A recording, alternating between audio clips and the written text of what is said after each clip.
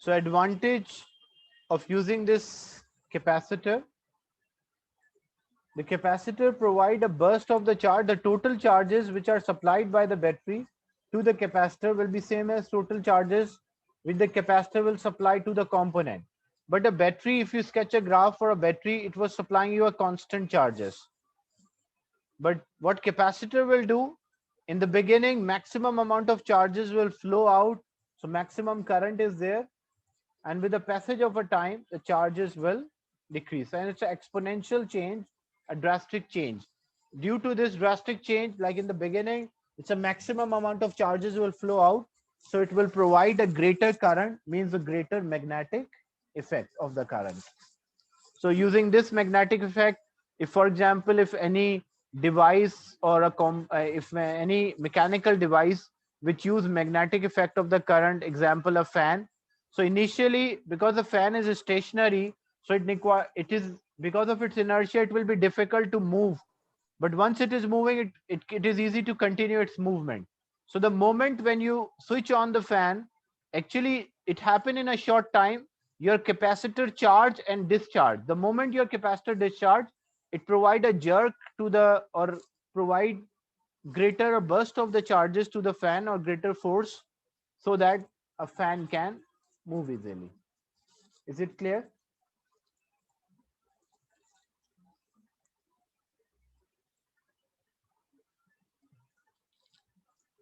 And another example, another use of the capacitor, you can find a light which is used inside the car. When you open the car doors, the light will be switched on. Once you close this, instantly the light does not switch off. It takes small time to switch off. Reason for that, because there's a capacitor also used there.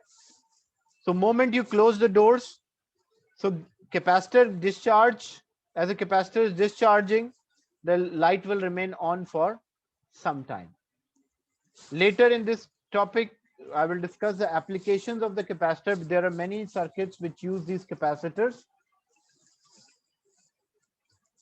So right now it's about charging and the discharging of a capacitor.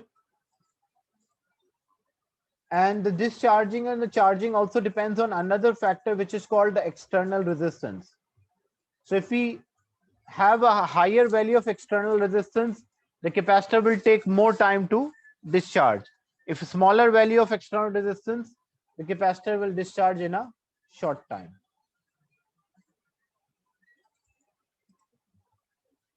These are the graphs, the charging graphs for the capacitor. So when you're charging a capacitor, if you sketch a graph, why the value of the current is maximum and then the value of the current is decreasing? Because initially, like these are the two plates. These are the two plates of the capacitor.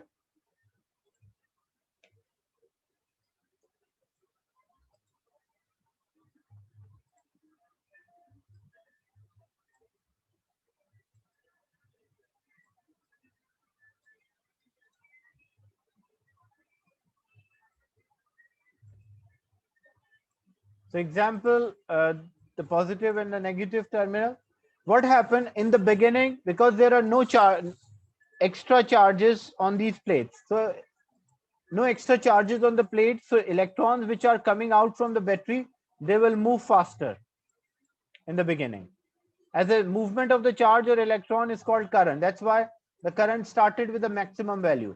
But when this electron reach here and the second electron is coming in this wire, there is a repulsion between the electron which is present on the plate compared to the electron which is coming from the negative terminal of the battery, or moving from the negative terminal of the battery. So what happened? The light charges repel each other. So compared to the first electron, this electron will slow down. And then another electron will come, because already there are two electrons. So this electron will further slow down. So as the movement of electron decreases, as we know, the current is charge divided by time. The electrons are taking more time to flow. So if they're taking more time to flow, the current will decrease. And eventually, we have enough electrons on this plate so that no more electron can move. That's why the current is zero. Is it clear, the explanation of charging current for a capacitor? Because the definition of the current is a movement of the charges, or the flow of the charge is known as electrical current. Then if we, for a potential difference in time or voltage in time, in the beginning smaller voltage, but as with the passage of time voltage increase, rate is decreasing but voltage increase, and eventually it will be constant. What is the reason for that? Because as there is no repulsion,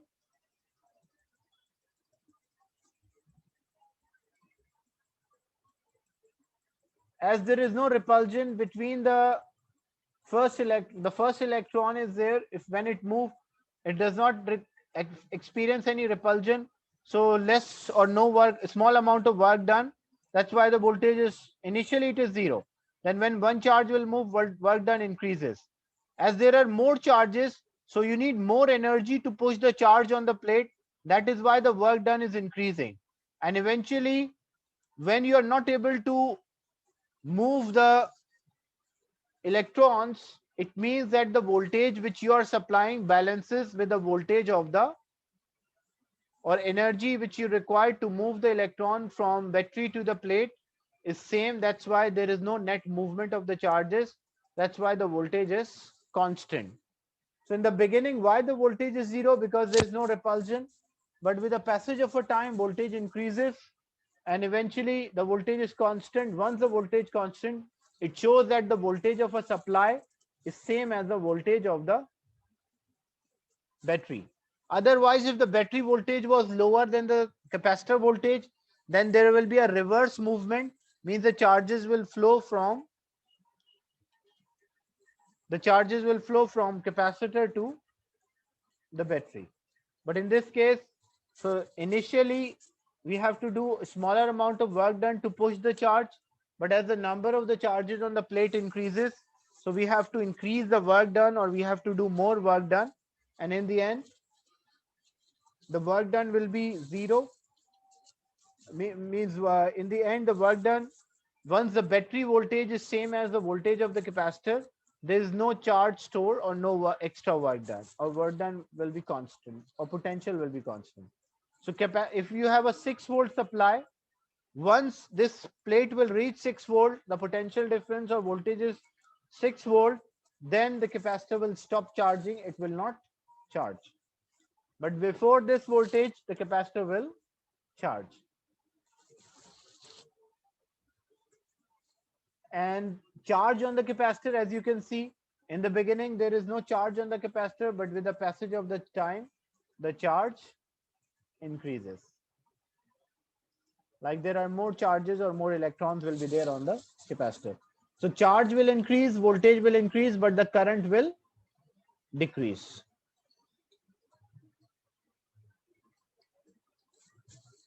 This is for charging. What about discharging? For discharging also it's the same. The current is the same. Why the discharging and the charging currents are same? The reason is that because current is a flow of the charges. Current is not something which is stored. It's just a movement or the flow of the charges. So when you have a parallel plate capacitor, you connect a battery, and not battery because it's a discharging. So you connect a bulb or a lamp which can use these energy stored in the capacitor.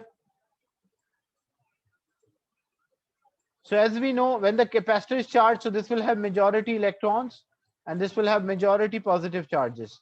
You should make equal number of positive and negative charges because the net charge is zero on the capacitor. It only stores electrical energy. Like charges repel each other, so there are more electrons in the beginning, so more repulsion into the conventional current from positive to negative, but I'm explaining in terms of movement of electron. So in the beginning, more greater repulsion, so electron will move fast. But as the number of electron on the plate decreases, the repulsion decreases, so then electron will slow down. And eventually there is no movement of electron. It shows that there is no current. That's why the current started with a maximum value and it decreases. Eventually the current is 0. Is it clear? Same way, the potential or the voltage across the capacitor will also decrease.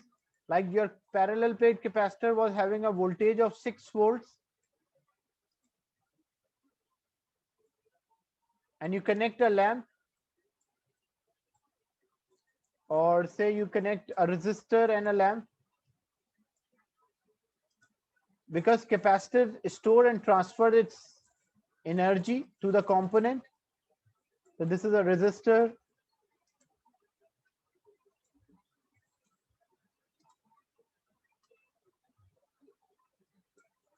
So in the beginning, the moment you connect, the capacitor voltage was 6.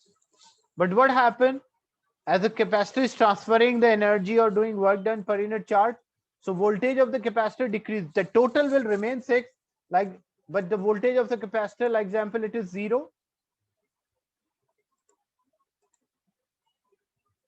So voltage of the capacitor,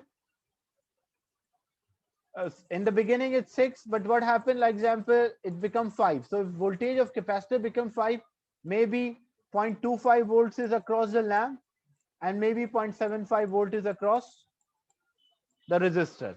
Then what happened? It become 4. So if it become 4, the voltage here will also increase. The voltage across the resistor will also increase. Originally it was 6. So when it becomes 4, so both voltages will increase and the voltage of the capacitor will decrease, and eventually the capacitor voltage will be 0, that it does not have any work or cannot do any work done per unit charge. And the charge on the capacitor, as in the beginning, maximum charges are there, and with the passage of a time, the charges start to decrease. So the formula which we can use to find the current at any instant of the time, or charge or voltage for a capacitor, because it's an exponential change. So the equation which gives this formula, which shows this equation graph line. So the formula is I is equals to I naught e raised to power minus t over RC. What is I naught? I naught is the maximum current. That's I naught. What is I? I means current at a specific time interval. Like example, if in a question they ask what is the current after 2 seconds, after 3 seconds, 4 seconds. So the current at a specific time interval, that is known as I. What is R and what is C? R is the resistance, because the current which is passing through the capacitor, or the flow of the current through the from the capacitor, depends on the external resistance or the value of the R. So this R is a circuit resistance and C is a capacitance, like how much voltage a capacitor can store per unit charge. Same way, the formula which relate voltage and voltage, if we need a voltage of a capacitor after a certain time interval, so it's a similar formula. It's V is equals to V naught e raised to power minus t over RC. What is V naught? V naught is the maximum voltage. V is the voltage at certain time interval. R is the external resistance through which the capacitor discharge here, because it's a discharging graph, and C is the capacitance of a capacitor. And in terms of charge, the formula Q is equals to Q naught e raised to power minus t over RC. So Q naught is a maximum charge. Q is the charge at a particular time interval. R is the external resistance, C is a capacitance, and T is the time at which we are finding a charge. So these equations you have to learn. This is for discharging. Actually, the charging equations are also correct, but only the difference is about the V naught and Q naught. This is the same equation because the graph is same. So I is equals to I naught e raised to power minus T over RC. What about this? V is equals to V naught minus e raised to power minus T over RC. So what is V naught? V naught is a maximum value now. In the discharging, it's a starting value. In the charging, it's a maximum voltage. V is the voltage at a certain time interval, and T is the time. R is the capacitance. R is the resistance through which the capacitor is charging. But this time, this R is a charging resistor, like resistor in the path of the charging. And in the previous example, the R was the external resistance, means a resistor through which the capacitor was discharging. And same thing, Q is equals to Q naught e raised to power minus T over RC.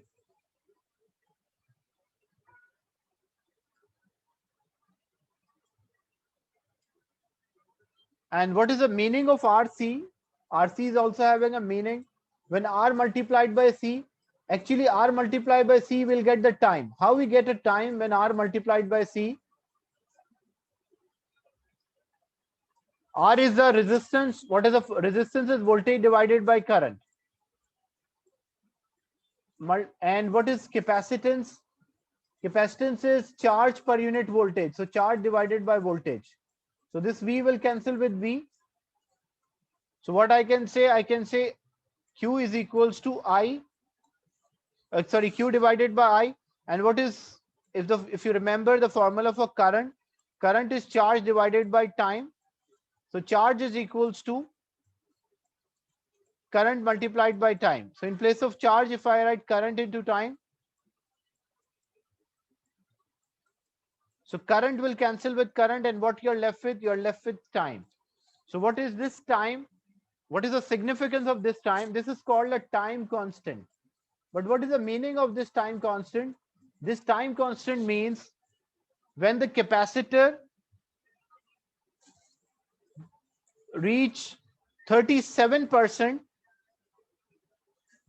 of its original value, because how we know or how we suggest like this is a time constant or this T is a time constant, you can use this equation.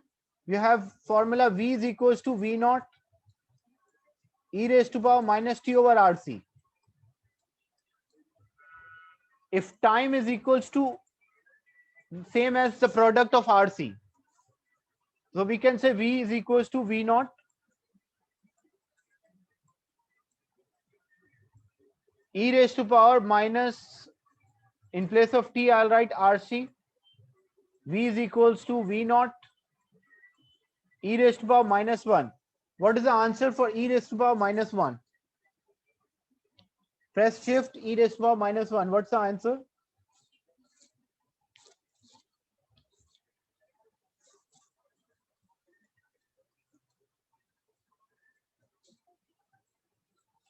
E raised to power minus 1.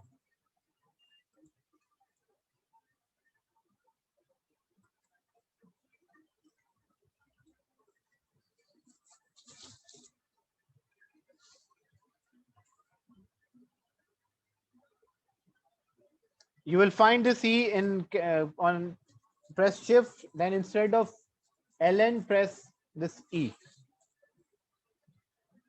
Yeah, what's the answer? E raised to power minus 1. 0.367. Yeah. So V is equals to V naught. It's equals to 0.367. 368. 368. Or if I say it can be 368, or I can say 0.37. Okay. And if I write this decimal in terms of percentage, I can write this as 37 divided by 100. 0.37 I can write 37 divided by 100. If something is out of 100, we can say 37. I can also say 37%.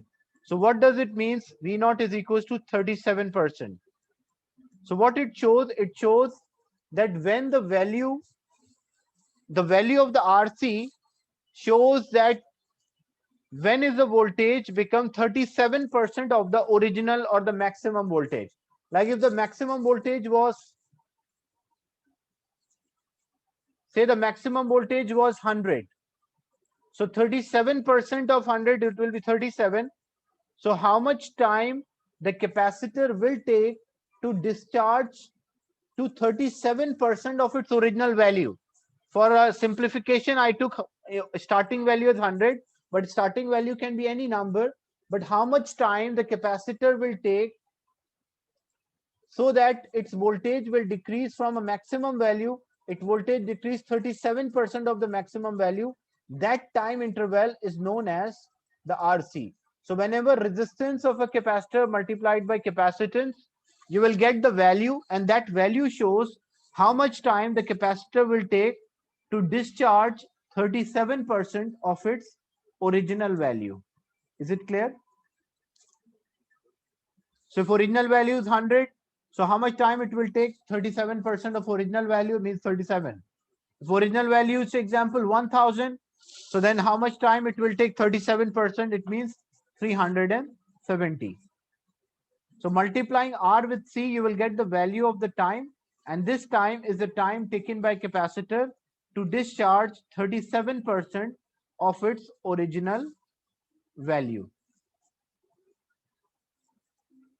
So using the RC, we can just, this is just a benchmark, you can say, to identify that how much charge was left or what is the voltage left on the capacitor after time constant. And normally the complete discharging time for capacitor is approximately, this is not exact number, but it is approximately 5 times RC. Capacitor will discharge completely approximately 5 times the value of the RC. Like example, when you multiply R and C, say you was getting answer 2 seconds. If a question is how much time a capacitor will take to discharge completely, so to discharge completely, the time is approximately 5 times RC. So value of RC is equals to 2. So 5 multiplied by 2. So it will take 10 seconds to discharge completely. It means the value will be 0, approximately 5 times the RC.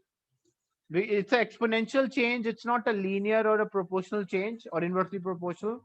That's why if first 37% it was discharging and taking 2 seconds, but for remaining 30 seconds, remaining voltage to decrease to 0 value, it will not take the same time because it's an exponential change.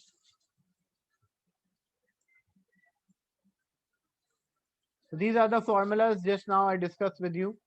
Equation for discharging: Q is equals to Q naught e raised to power minus T over RC, V is equals to V naught. So I want you to just copy these equations. Equation for discharging.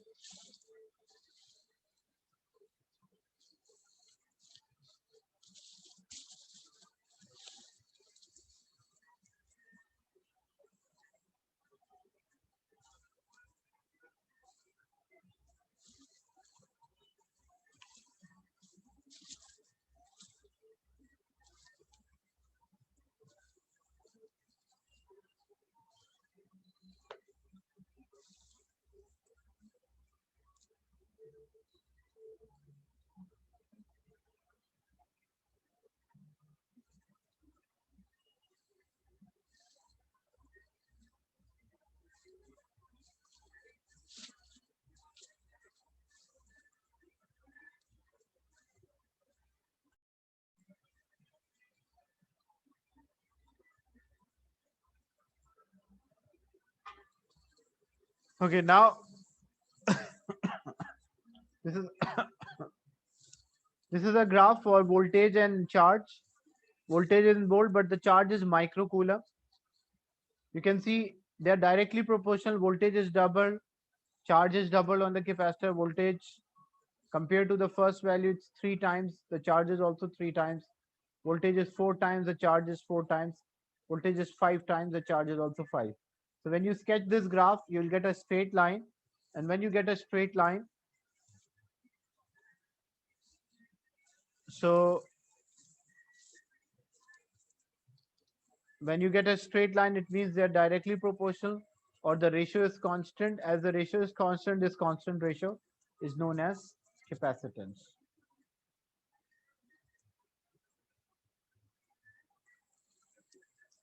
Now, the capacitance of a capacitor, like how much charge can be stored per unit volts, depending on two factors, mainly three factors, but two are the main factors.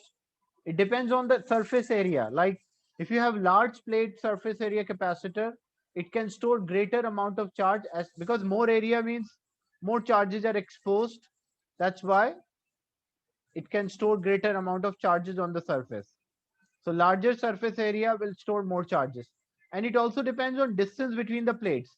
If the two plates of the capacitor are very close to each other, then it can store greater amount of charge as compared to the two plates which are far away from each other. Reason for that, because when the plates are closer to each other, they have a strong electric field between them. So when they have a strong electric field between them, so the electron which will come on one plate, they can push the other electrons or electrons from the other plate so that greater amount of positive charge can be induced or remain on this capacitor. So the capacitance directly proportional to area. Large area capacitor can store greater amount of charge, so higher capacitance, and it is inversely proportional to distance between them. So when I combine these two factors, I will say it will be A divided by D. So it shows that capacitance is directly proportional to area, and it shows it is inversely proportional to distance between the plates. Copy this one.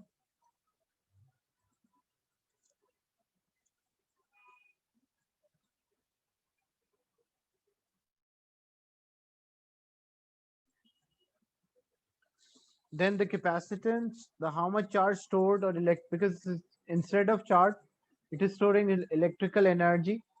So it also depends on the presence of any dielectric material. If you put any material between the plates of the capacitor, the charge stored will be higher. Why the charge stored will be higher? Because look, if there's nothing between the plates, like in nothing in that sense, like air is there, but one is positive, say maybe three positive charges, three negative. But if you put a dielectric or any material between or make,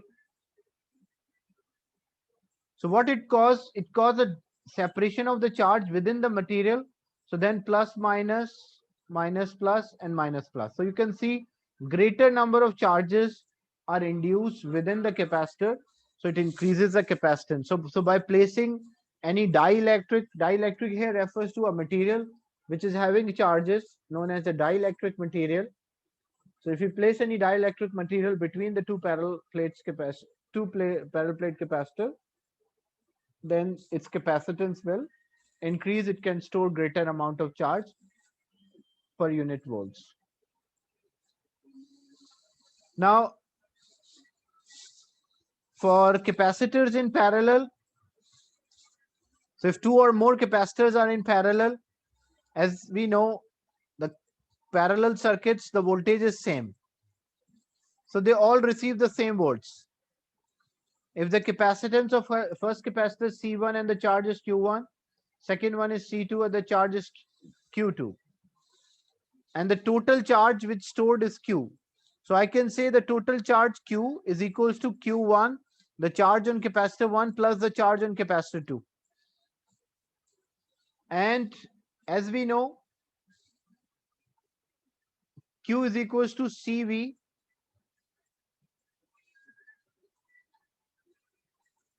So C multiplied by V. So in place of, I can write the total multiplied by total voltage, first capacitance multiplied by voltage, and second capacitance multiplied by voltage.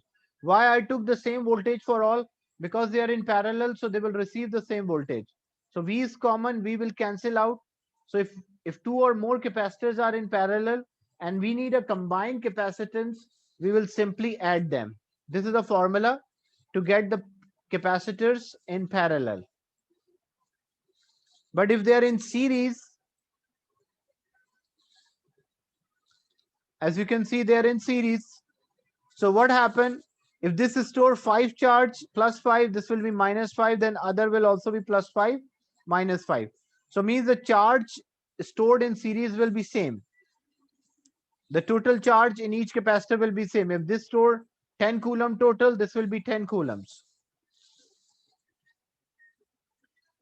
But what happened? The voltage will divide. So V is equals to V1 plus V2.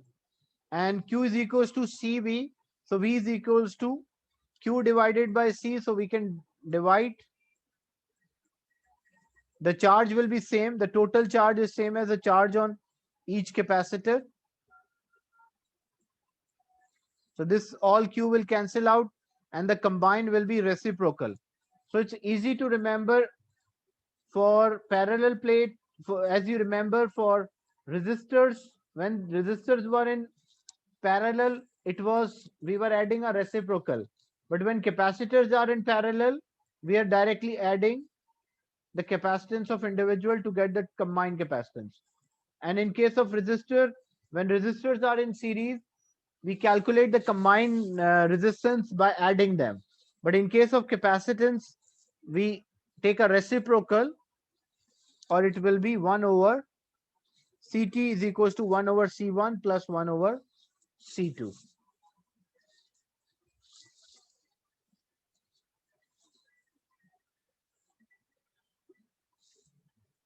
Is it clear? The concept? So you have to keep these formulas in mind to solve a question. So this is a worked example. Two capacitors, one is 5 microfarad, another one is 2 microfarad, are connected in parallel to a DC supply. So you can see 50 volts applied to the combination. We apply 50 volts. The total charge on each capacitor. How to find a charge on each capacitor? We have the formula Q is equals to CV. So capacitance is given for each capacitor and voltage is also given. So if I need a charge for 5 volt, if I need a charge for 5 microfarad capacitor, so 5 multiplied by 50. If I need a charge for 2 microfarad capacitor, so it's 2 micro means 10 power minus 6. That's why this is 10 power minus 6 multiplied by 50. You will get 100 micro coulomb. That's a total, that's a charge. Then they're asking the total charge. So what is the total charge? The total charge is a sum of charge present in each capacitor. We add them, so we'll get 350. Then we need a combined capacitance. So how to find a combined capacitance? So Ct is equals to C1 plus C2. When capacitors are in parallel, we'll simply add. So 2 plus 5 or 5 plus 2, it will be 7 microfarad. Then the total charge stored on the combination. So the total charge stored on the edge, it's obvious because the total charge of the individual charge was like 250 and 100. So total charge of the combination should also be same, but you can work out with the formula as well. You have the capacitance, which is 7 microfarad, and you have the voltage 50. When you multiply, you will get the same answer. So why the answer of 2 and 4 are same? Because the individual charge, the sum of individual charge is equals to total charge stored on the capacitor. Is this clear, the word example?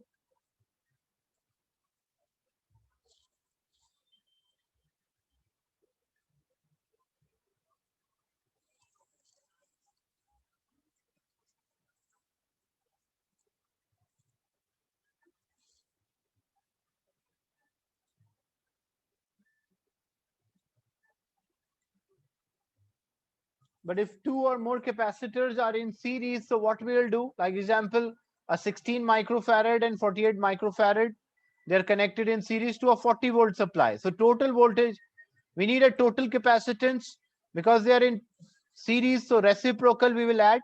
So this is plus 1 over Ct is equals to 1 over C1 plus 1 over C2. then we take a reciprocal and find it will give us 12 microfarad. 12 microfarad is the total capacitance. Then the total charge, how to get the total charge? So we have the total voltage, which is 40, and combined capacitance is 12. So Q is equals to CV. When we multiply, the total is 480 microcoulomb is there. Charge on each capacitor. So how to find the charge on each capacitor? The charge on each capacitor is same as the total charge on the capacitor, like the combined capacitance. So in series, when capacitors are connected, both capacitors will have the same charge.